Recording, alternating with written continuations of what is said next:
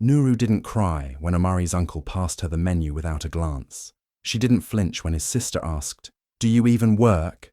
But when Omari lifted his glass, smirked, and said, "She's just here for the lifestyle," something inside her stood up. Even though she was still sitting at the table, she folded her napkin, smiled, and said nothing, until the waiter brought the check, and a stranger stood behind her chair. One no one expected, the man she once helped, now the CEO of the very company Omari had just applied to. "Ready to go, Nuru?" he asked. She stood, pulled out her black card, paid the bill, and walked out, not just from the dinner, but from their version of who she was.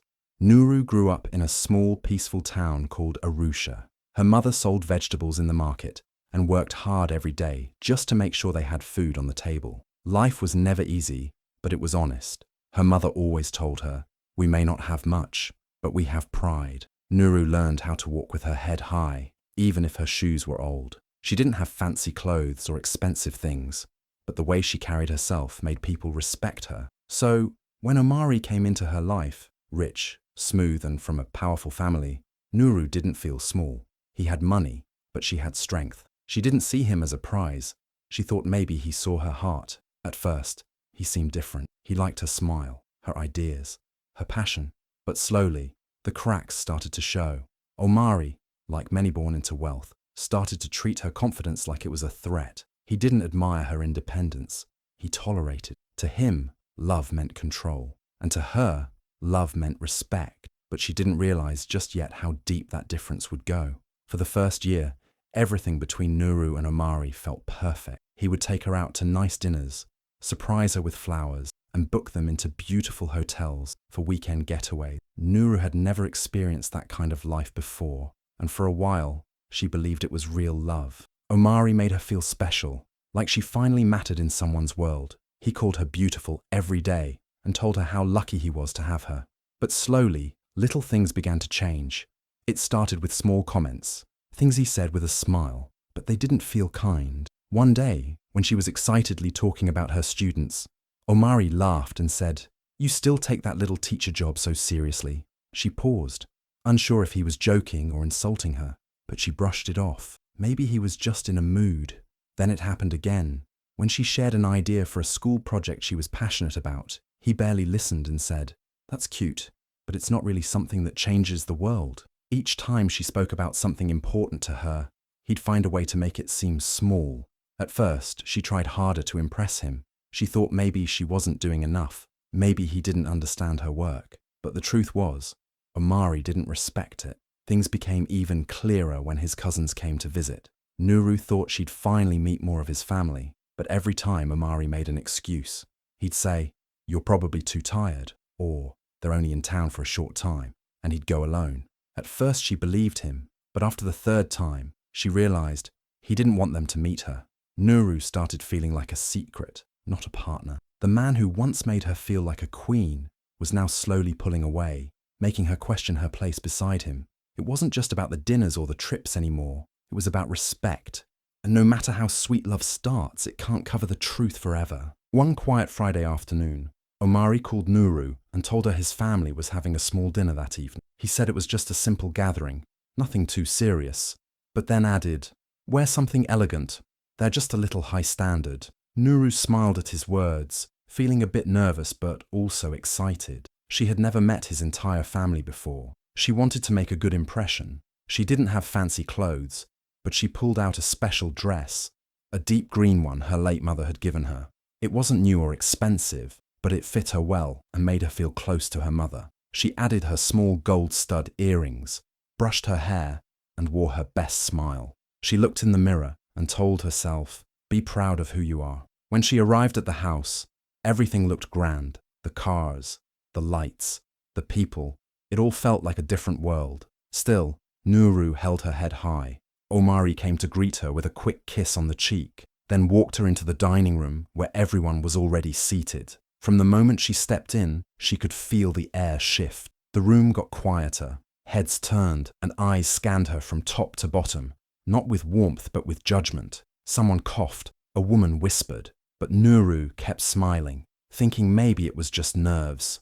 As the dinner began, she tried to join the conversations, but no one really talked to her. The questions they asked didn't feel like normal small talk. They felt like traps. One of the aunts asked, "So, what do your parents do?" Another guest raised an eyebrow and said, "Public school teacher. Must be tough making ends meet." Someone else asked, "No designer shoes?" Nuru felt small, but she kept her grace. What hurt the most was that Omari said nothing. He just sat there sipping his drink, letting the words fly around her like darts. He didn't defend her. He didn't even look uncomfortable. It was as if he had brought her just to see how she'd survive. And in that moment, Nuru understood. This wasn't a kind dinner. It was a test. Not to know her better, but to break her spirit. She wasn't invited as someone they wanted to welcome. She was brought in like a show, something to talk about later, something to mock. And Omari, he watched it all happen. As Nuru sat at the dinner table, she looked around and saw everyone smiling, but it didn't feel real. Their smiles were tight, almost fake, like they were waiting for something. The moment the small talk started, the real purpose of the evening began to show. One of the women leaned forward and asked, "So, what do your parents do?" Nuru answered calmly, "My mother was a vegetable seller. She raised me with a lot of love and strength." The woman raised her eyebrows and replied, "Oh, just that." Another voice followed quickly. "And what do you do again?" "I'm a public school teacher," Nuru said proudly. Someone chuckled under their breath. A man across the table whispered, "She doesn't even have a designer bag. That's rare these days." The words hit her like small, hidden slaps. They weren't yelling, but each comment was meant to cut her down. And what hurt the most wasn't the questions. It was the silence from the one person who brought her there. Omari sat beside her, drinking from his glass, acting like he didn't hear any of it. He didn't speak up for her. He didn't stop them. It was like he had turned into a stranger. Then came the worst part. His older brother, smiling too wide, asked in a loud voice, "So, if there's a prenup, do you think Nuru could handle it?" The whole table laughed softly, as if it was a funny joke. But Nuru didn't laugh. She sat still, eyes on Omari, waiting for him to say something, anything. Omari looked at his brother, lifted his glass, and said with a grin, "She's not after my heart, just the house." Laughter broke around the table again, but this time Nuru felt something deep inside her break. The man she had loved for a year had just embarrassed her in front of his whole family. Not only did he not protect her, he joined them in mocking her. She sat there, holding her breath, trying not to cry or let them see the pain in her eyes. They had turned the dinner into a trial, and she was the one on the stand. But what they didn't know was that Nuru wasn't weak. She might be silent for now, but her silence was just the calm before a powerful storm. As Nuru sat at the table, still holding back the storm in her heart, the waiter walked over to refill the glasses. She kept her eyes low, focusing on her napkin, trying to calm the noise in her head. But then something made her look up. A tall man had entered the room and was walking toward their table. At first she thought it was just another guest, but then her eyes met his, and her breath caught. She knew that face. "Ayuba," she whispered under her breath, almost in shock. Yes, it was him. Ayuba, the quiet, humble intern she had mentored 5 years ago. Back then, he was just a young man with big dreams and very little money. He would stay late at the school library, asking questions, writing plans, and sharing his hopes for the future. Most people didn't pay him much attention, but Nuru saw something special in him. She gave him time, support, and even helped him apply for scholarships. And now, here he was, no longer that quiet intern in worn-out shoes. Ayuba was now dressed in a sharp suit, his presence confident and calm. But his eyes? They still held the same kindness and respect. He walked straight to the table like he belonged there. Everyone looked at him, confused but curious. Omari froze, his glass halfway to his lips. "Nuru?" Ayuba said warmly, a smile spreading across his face. "I didn't expect to see you here." Nuru stood up slowly, still surprised. "Ayuba, look at you," she said softly. Omari's father leaned over and whispered something to his wife, his eyes wide. One of the cousins said, "Isn't that Ayuba Mawuli?" Yes, it was Ayuba Mawuli, the CEO of one of the fastest growing fintech companies in all of Africa. The man every business magazine was talking about. The man Omari himself had once mentioned applying for a position under. But right now, Ayuba wasn't here for business. He looked at Nuru like she was the most important person in the room. And in a room full of people who tried to make her feel small, that look changed everything. He hadn't forgotten. Not the late nights, not the encouragement, not the kindness she gave when she had nothing to gain. Ayuba remembered who believed in him when no one else did. And tonight, he was here not just as a CEO, but as living proof that Nuru's heart, her kindness, and her quiet power were never small things. They were everything. The whole table had fallen silent. After everything they said, after all the mocking, no one had expected this twist. Nuru stood there, calm and quiet, while everyone stared at Ayuba with wide eyes. The man they had only seen in news articles or business interviews was standing beside her, speaking to her with deep respect. The waiter returned with the bill. Without saying a word, Nuru reached into her bag, pulled out a sleek black card, and placed it gently on the tray. There was no anger on her face, no sign of tears. She simply nodded at the waiter with a soft "thank you" and handed over the card like it was nothing. No shouting, no drama, just grace. Everyone at the table watched in stunned silence. They didn't know how to react. A minute ago, they were treating her like she didn't belong. Now, the woman they tried to insult was casually paying the entire bill like it was pocket change, in front of the very CEO they clearly admired. Then Ayuba, still standing beside her, spoke again, his voice clear and warm. "Nuru, our car's waiting outside. I reserved you a suite. We have that investor dinner tomorrow, remember?" The room froze. Not a single fork moved. Omari didn't say a word. His mouth was slightly open, but no sound came out. He looked like someone had just pulled the rug from under him. His father leaned closer to Omari's mother and whispered, "That's Ayuba Mawuli." The name hung in the air like a heavy secret now exposed. Everyone knew who Ayuba was. A name that carried weight in the business world. A man who built something from nothing. But none of them had guessed that he was connected to Nuru, the same woman they had laughed at minutes ago.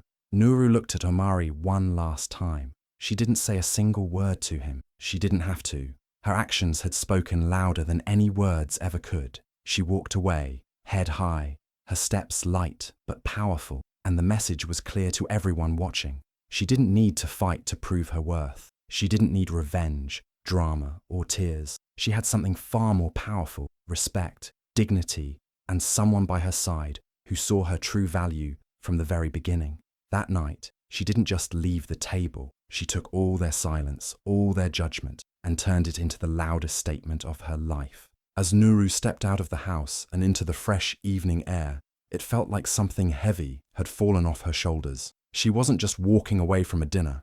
She was walking away from every moment she had ever doubted herself. She was walking away from all the times she stayed quiet to be accepted, from every insult she swallowed just to keep the peace, and from the love that made her feel small instead of safe. The driver opened the car door, and she got in beside Ayuba.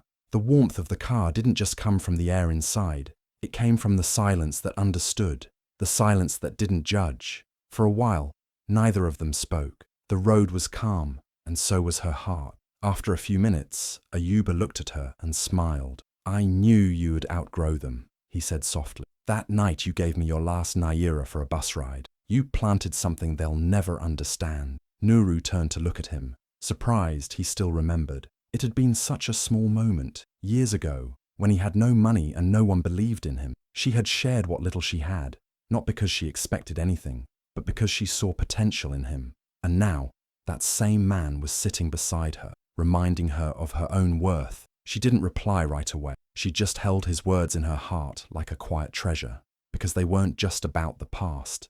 They were about who she had always been and who she had finally become. That night, Nuru didn't go home and cry. She didn't feel broken or rejected. She didn't replay the dinner in her head or wish she had said something different. Instead, she laid her head down in a soft, warm bed, in a suite booked not out of pity, but out of deep respect. She slept peacefully, not because everything had gone perfectly, but because she had stayed true to herself. She had protected her dignity. She had walked away with her head high, knowing she didn't have to change who she was just to be loved. She didn't need to be louder. She didn't need to dress richer. She didn't need to shrink, because the woman she was, kind, strong, honest, was already more than enough. And for the first time in a long time, She felt exactly what her mother had always wanted for her: proud, safe, and truly free.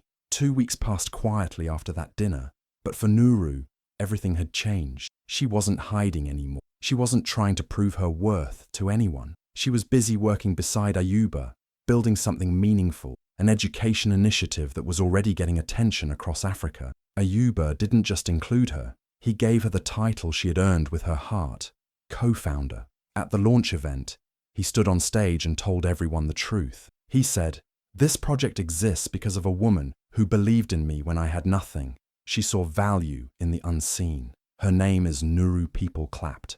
Articles were written. Interviews were requested. The world finally saw what she had always carried inside: strength, vision, and kindness that could light up the darkest corners. And just when everything was moving forward, Omari's name appeared on her phone. It was a message. Simple, short. "I didn't mean what I said. I just wanted them to accept you." Nuru stared at the screen for a moment, not because she was surprised, but because it was so small.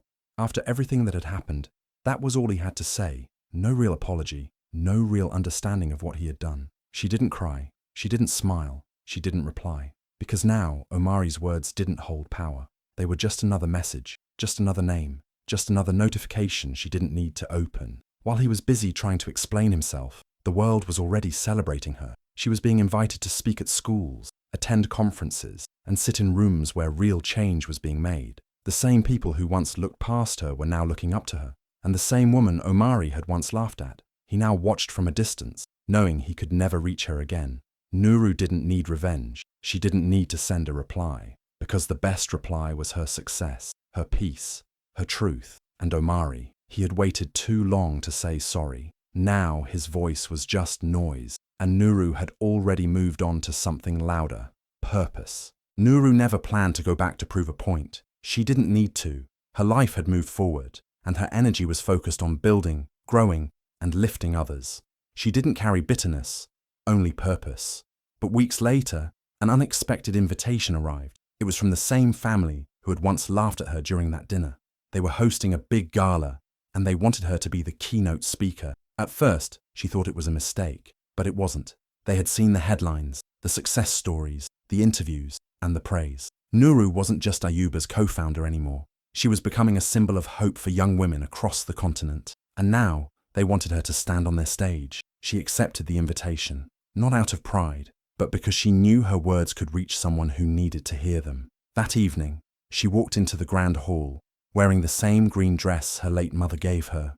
It wasn't flashy or expensive, but it held meaning. She didn't need gold or diamonds to shine. She was the light now. People stood and clapped as she took the stage. The same people who once whispered behind her back were now leaning forward to listen. She smiled gently, took a deep breath, and began. Her speech was titled, "The Power of Investing in People, Not Pedigree." She spoke about how true value isn't found in last names or designer clothes, but in hearts, ideas, and kindness. She shared stories about her students, her mother, and even Ayuba. She spoke softly but clearly, with each word reaching deep into the crowd. She didn't speak with anger. She didn't mention names, but everyone in that room knew exactly what she meant. And just before she left the stage, she ended with one powerful line that echoed across the silent room: "Don't confuse humility with invisibility." The applause that followed wasn't polite. It was real, it was loud, and it was full of respect.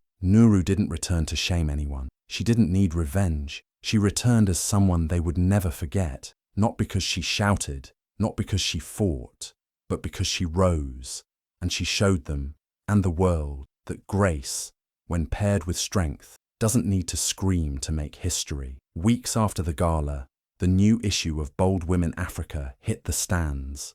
On the cover was Nuru, standing tall, proud and glowing in the same deep green dress her mother once gave her. She wasn't holding a designer purse or posing in some luxury car. She was holding a simple school book, the symbol of everything she stood for: education, growth, and real change. The headline under her photo read, "Meet Nuru, the educator who schooled a nation." Her story spread like wildfire. People all over the continent were sharing the cover, quoting her speech, and calling her a role model. Young girls in classrooms began to write her name in their notebooks. Teachers across Africa held up her journey as proof that one woman, with heart and purpose, could change the world. And somewhere far from all the applause, in a quiet office with the blinds half drawn, Omari sat at his desk staring at the magazine article. He hadn't seen her since that night at the dinner. He hadn't spoken to her since she left his message unread. Now he was reading every word, slowly, carefully, trying to understand the woman she had become. No, the woman she had always been. As he scrolled through the online feature, photo after photo showed her leading workshops, sitting on education panels, and being hugged by children in village schools. She looked powerful, peaceful, and completely free. Omari leaned back in his chair, eyes still on her face. He remembered the night he laughed at her at the dinner table. He remembered saying she was just there for the lifestyle. But now the truth was everywhere. She wasn't a gold digger. She was gold. Gold that grew in silence. Gold that didn't need to shout to shine. He had once thought she didn't belong at his table, but he never realized she was quietly building one of her own. And now, the world wasn't just inviting her to sit, it was giving her the head seat. If you've ever been underestimated, mislabeled, or told you don't belong, let Nuru's story remind you, you don't need permission to shine. Build your own table. Drop a heart in the comments if you believe real gold stays quiet, but never unnoticed. Tag a woman who's rising silently but powerfully. Share this with someone who needs to hear. Humility isn't weakness. It's the beginning of greatness.